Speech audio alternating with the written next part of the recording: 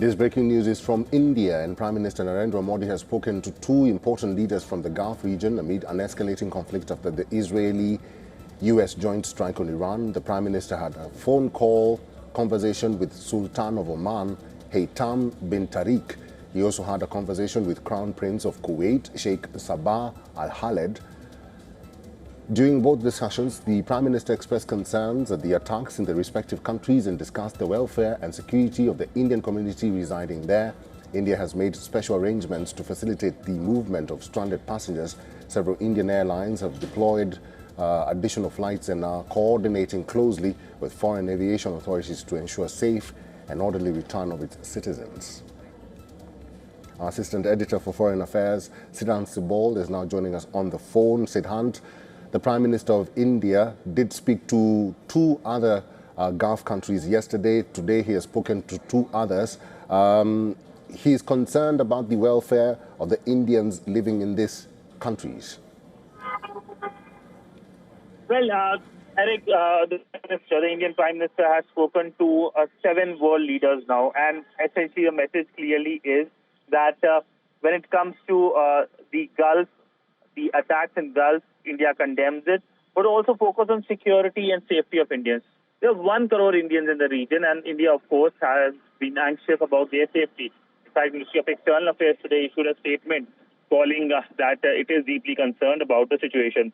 The Prime Minister has spoken to so far leaders of UAE, Israel, Saudi Arabia, Jordan, Bahrain, Oman, and Kuwait. All of them, of course, are Gulf countries, barring, of course, Israel. And India has a good relationship with all of them.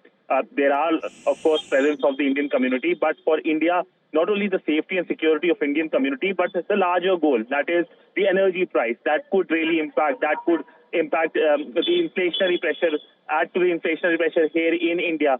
Also, when it comes to the connectivity as well, the insurance cost goes up, the connectivity is being disrupted. In fact, Dubai is the biggest aviation hub, and right now for almost 3 or 4 days now, in fact, this is the 4th day of the war, this aviation hub has been closed, impacting the connectivity between East and the West. So there are huge implications. India, of course, sending a clear message that it condemns any attacks in the Gulf, but also when it comes to the Indian concern on safety and security of Indian nationals.